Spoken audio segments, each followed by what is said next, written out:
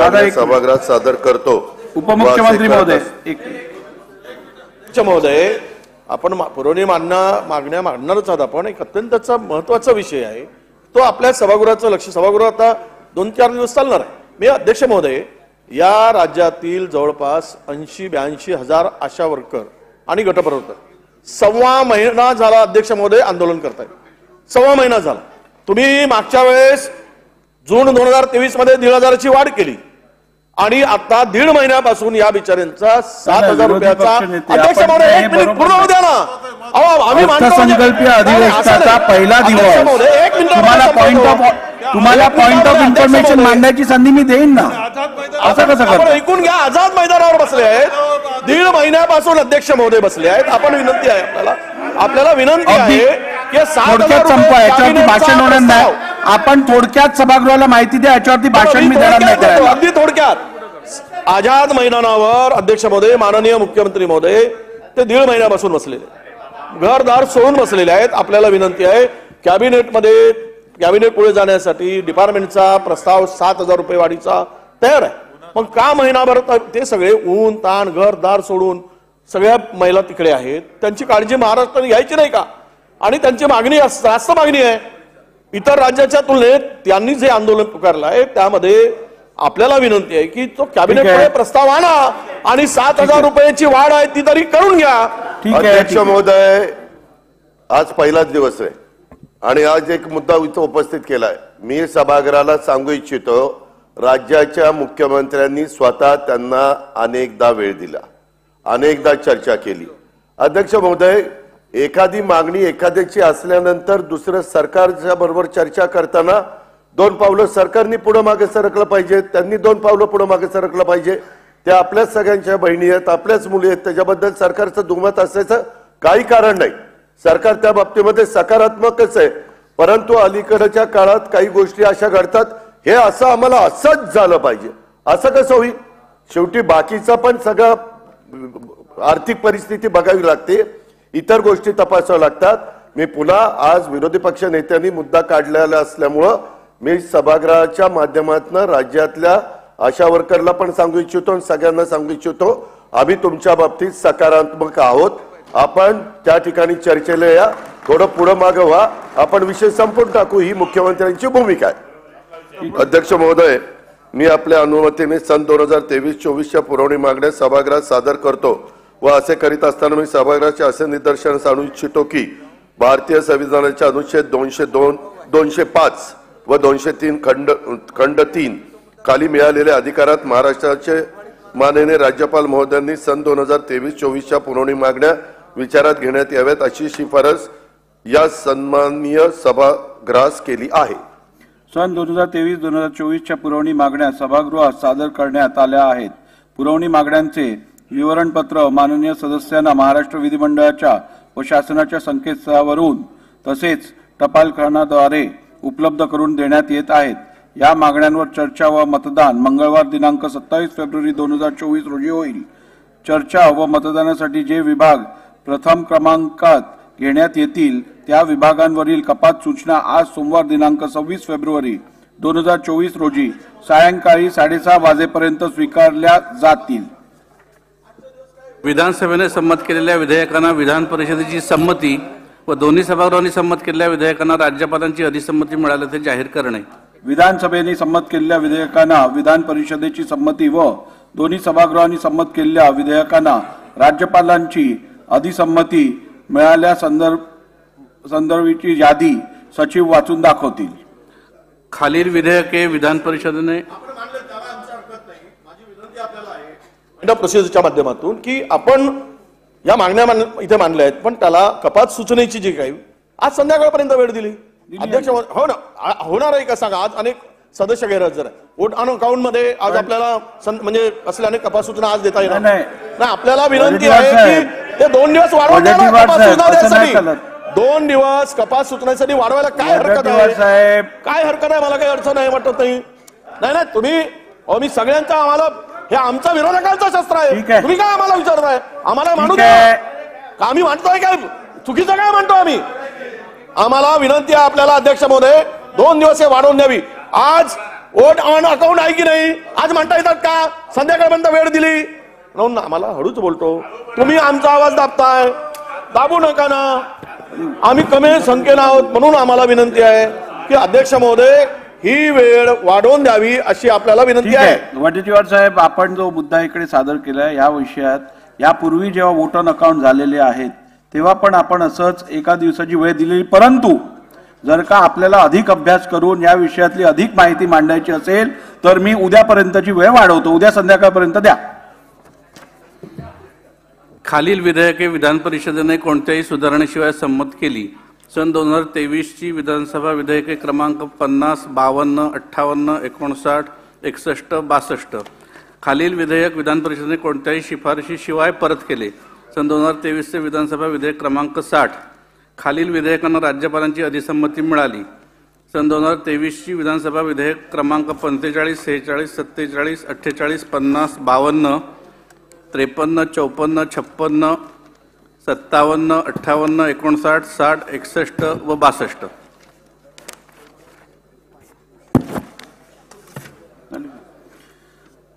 आज माननीय श्री अतुल सावेजी, मान्य मंत्री तसेच सभागृहाचे सदस्य यांचा वाढदिवस आहे. त्यांना सभागृहाच्या वतीने मी वाढदिवसाच्या शुभेच्छा देतो.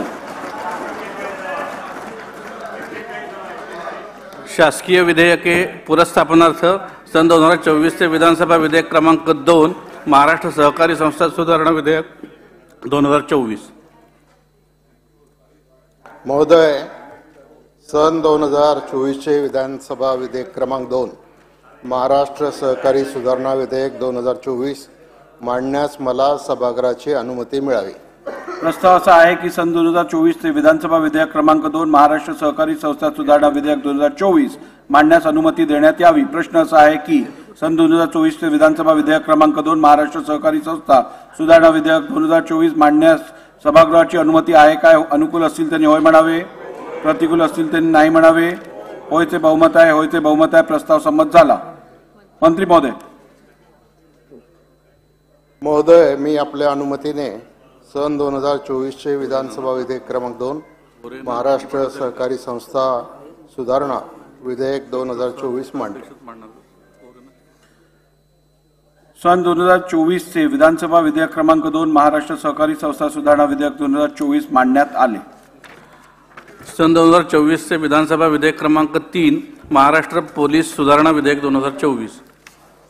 माननीय अध्यक्ष महोदय, सन 2024 चे विधानसभा विधेयक क्रमांक 3 महाराष्ट्र पोलीस सुधारणा विधेयक 2024 मांडण्याची मला अनुमती मिळावी असा प्रस्ताव मी मांडतो. प्रस्ताव असा आहे की सन 2024 चे विधानसभा विधेयक क्रमांक 3 महाराष्ट्र पोलीस सुधारणा विधेयक 2024 मांडण्यास अनुमती देण्यात यावी. प्रश्न असा आहे की सन 2024 चे विधानसभा विधेयक क्रमांक 3 महाराष्ट्र पोलीस सुधारणा विधेयक 2024 मांडण्यास सभागृहाची अनुमती आहे काय? अनुकूल असतील त्यांनी होय म्हणावे, प्रतिकूल असतील त्यांनी नाही म्हणावे. होयचे बहुमत आहे, होयचे बहुमत आहे. प्रस्ताव संमत झाला. मंत्री महोदय. माननीय अध्यक्ष महोदय, मी आपल्या अनुमतीने सन 2024 चे विधानसभा विधेयक क्रमांक 3 महाराष्ट्र पोलीस सुधारणा विधेयक 2024 मांडतो. सन 2024 चे विधानसभा विधेयक क्रमांक 3 महाराष्ट्र पोलीस सुधारणा विधेयक 2024 मांडण्यात आले. सन 2024 चे विधानसभा विधेयक क्रमांक 4 मुंबई महानगरपालिका सुधारणा विधेयक 2024. अध्यक्ष महोदय, सन 2024 चे विधानसभा विधेयक क्रमांक 4 मुंबई महानगरपालिका सुधारणा विधेयक 2024 मांडण्यास मला सभागृहाची अनुमती मिळावी.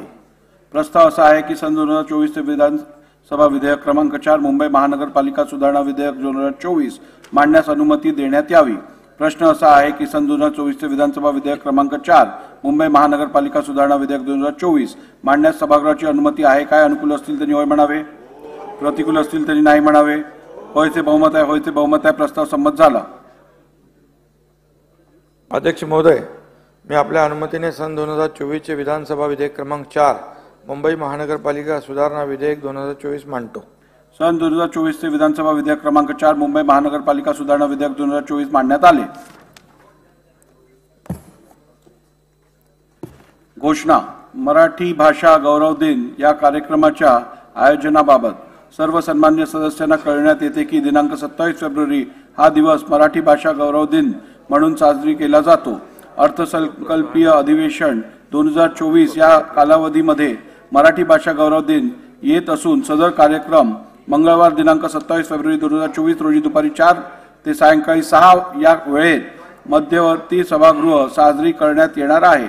मान्य पीठासीन अधिकारी, मान्य मुख्यमंत्री, मान्य उपमुख्यमंत्री, मान्य मराठी भाषा मंत्री, मान्य संसदीय कार्यमंत्री, दोन्ही सभागृहातील मान्य विरोधी पक्ष नेते यांच्या प्रमुख उपस्थितीत हा कार्यक्रम आयोजित करण्यात आला आहे। या कार्यक्रमामध्ये दोन्ही सभागृहाचे इच्छुक सन्माननीय सदस्य, पत्रकार व या सचिवालयातील अधिकारी कर्मचारी सहभागी होऊन कविवर्य कुसुमाग्रज यांच्या कविता, ललित लेख, कथा, नाट्यकृती याचे अभिवाचन व स्वरचित्र कविता याचे सादरीकरण करणार आहेत। कृपया या कार्यक्रमास आपण सर्वांनी उपस्थित राहावे। शोक प्रस्ताव।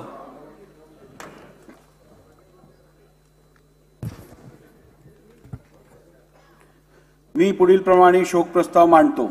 श्री मनोहर गजानन जोशी, माजी मुख्यमंत्री, माजी केंद्रीय मंत्री व माजी लोकसभा अध्यक्ष, तसेच श्री राजेंद्र सुखानंद पाटणी, विधानसभा सदस्य यांच्या दुःखद निधनाबद्दल हे सभागृह अतीव्र दुःख व्यक्त करते। श्री कैलासवासी मनोहर गजानन जोशी यांचा जन्म 2 डिसेंबर 1937 रोजी रायगड जिल्ह्यातील नांदवी येथे झाला। त्यांचे शिक्षण MA LLB पर्यंत झाले होते। कैलासवासी जोशी सरांनी अतिशय खडतर परिस्थितीत आपले शिक्षण सुरू केले। वेळप्रसंगी मधुकरी मागून उपजीविका केली। मुंबई महानगरपालिकेत नोकरी करून त्यांनी आपले उच्च शिक्षण पूर्ण केले। कोहिनूर टेक्निकल इन्स्टिट्यूटच्या माध्यमातून शैक्षणिक क्षेत्रात त्यांनी भरीव असे कार्य केले आहे। गरजू विद्यार्थ्यांना तंत्र शिक्षण उपलब्ध व्हावे यासाठी त्यांनी मोलाचे कार्य केले आहे। अनुभव, धाडस, मेहनत आणि संघर्ष या गुणांमुळे त्यांनी बांधकाम, हॉटेल उद्योगात यश मिळवले। राजकारण आणि समाजकारण करीत असताना त्यांचा हजरजबाबीपणा, व्यक्तिशीलपणा, शिस्त, संयम, कष्ट घेण्याची तयारी आणि गरुडाच्या ऐटीने घारीसारखी लक्ष्यावर असलेली अढळ नजर हे त्यांच्या व्यक्तिमत्वाचे पैलू होते। कृतज्ञ विनयशालिता, आपल्या पदाचा आब राखताना जपलेली विनम्रता, कृतज्ञता, माणुसकी, अभ्यासू आणि दारिद्र्याचे चटके तसेच वेदना न विसरलेल्या अनुभवाची साठवण असे अनेक पैलू सरांच्या व्यक्तिमत्वाचे दर्शन घडवितात। कैलासवासी जोशी सरांनी अपार जिद्दीने आणि कृतज्ञतेने प्रतिष्ठेची पदे, अधिकारांची पदे भूषवली। 1968 ते 1979 मध्ये ते मुंबई महानगरपालिकेचे सदस्य होते। सन 1976 ते 1977 मध्ये त्यांनी मुंबई महापौर पद भूषवले होते। सन 1972 ते 1989 मध्ये ते महाराष्ट्र विधान परिषदेवरही निर्वाचित झाले होते। सन 1990 ते 1991 मध्ये विधानसभेचे विरोधी पक्षनेते म्हणूनही त्यांनी भूमिका बजावली होती। सन 1995 ते 1999 या कालावधीत त्यांनी महाराष्ट्र राज्याचे मुख्यमंत्री म्हणून कार्य केले होते। 1 रुपयात झुणका भाकर तसेच झोपडपट्टी वासियांना मोफत घरे या योजना त्यांनी मोठ्या धाडसाने राबविल्या। अन्न, पाणी आणि निवारा या महत्त्वाच्या आणि अत्यावश्यक गरजांकडे त्यांनी मुख्यमंत्रीपदी असताना विशेष लक्ष दिले। शिवसेना प्रमुख बाळासाहेब ठाकरे यांच्या स्वप्नातील समर्थ आणि सुसंस्कृत शिवशाही पुढे नेण्यासाठी त्यांनी कृष्णा खोरे योजना गतिमान करण्यासाठी अथक प्रयत्न केले। महाराष्ट्राचे मुख्यमंत्रीपद भूषवल्यानंतर सन 1999 मध्ये ते लोकसभेवर निर्वाचित झाले। सन 1999 ते 2002 या कालावधीत त्यांनी केंद्रीय अवजड उद्योग खात्याचे मंत्री म्हणून कार्य केले। सन 2002 ते 2004 या काळात त्यांना देशाच्या लोकशाहीच्या सर्वोच्च व सार्वभौम सभागृहाचे अध्यक्षपद भूषवण्याचा बहुमान प्राप्त झाला होता। हा बहुमान प्राप्त झाल्यानंतर आपल्या सभागृहाने त्यांच्या कार्याचा गौरव केला होता। महाराष्ट्राला अभिमान वाटावा असे कर्तृत्व त्यांनी गाजविले होते। सन 2006 मध्ये ते राज्यसभेवरही निर्वाचित झाले होते। त्यांनी मुंबई क्रिकेट असोसिएशनचे अध्यक्षपदही भूषवले होते। तसेच क्रिकेट कंट्रोल बोर्डाचे ते उपाध्यक्षही होते। स्वच्छ मुंबई, हरित मुंबई, स्पीकर्स डायरी भाग 1 व भाग 2 याचे लेखनही त्यांनी केले होते। अशा या कर्तृत्ववान, कर्तबगार, सुसंस्कृत, अभ्यासू तसेच उत्कृष्ट संसदपटूचे शुक्रवार दिनांक 23 फेब्रुवारी 2024 रोजी दुःखद निधन झाले। श्री राजेंद्र सुखानंद पाटणी, विधानसभा सदस्य। कैलासवासी राजेंद्र सुखानंद पाटणी यांचा जन्म 19 जून 1964 रोजी वाशिम येथे झाला। त्यांचे शिक्षण बीकॉम पर्यंत झाले होते। कैलासवासी पाटणी यांनी लिओ क्लब जैन युवा संघटनेचे अध्यक्ष म्हणून कार्य केले होते। त्यांनी अकोला, बुलढाणा, वाशिम पेट्रोल डिझेल असोसिएशनचे अध्यक्ष, वाशिम अर्बन कोऑपरेटिव्ह बँकेचे संचालक म्हणून उत्तम कार्य केले होते। वाशिम व्यापारी असोसिएशनचे ते काही काळ उपाध्यक्ष होते। वाशिम जिल्ह्यातील अनेक सामाजिक, शैक्षणिक, सांस्कृतिक संस्थांशी त्यांचा निकटचा संबंध होता। कैलासवासी पाटणी यांनी वाशिम नगरपालिकेचे सदस्य म्हणून कार्य केले होते। ते सन 1998 ते 2004 मध्ये अकोला, बुलढाणा स्थानिक प्राधिकारी संस्था मतदारसंघातून महाराष्ट्र विधान परिषदेवर निर्वाचित झाले होते। वाशिम जिल्ह्यातील कारंजा मतदारसंघातून ते सन 2004 ते 2014 व 2019 ते 19 मध्ये महाराष्ट्र विधानसभेवर निवडून आले होते। विधिमंडळाच्या अनेक समित्यांवर त्यांनी कार्य केले होते। अशा या समाजसेवकाचे शुक्रवार दिनांक 23 फेब्रुवारी 2024 रोजी दुःखद निधन झाले। सन्मान्य सदस्यांनी स्तब्ध उभे राहून शोक प्रस्ताव संमत करावा अशी विनंती आहे।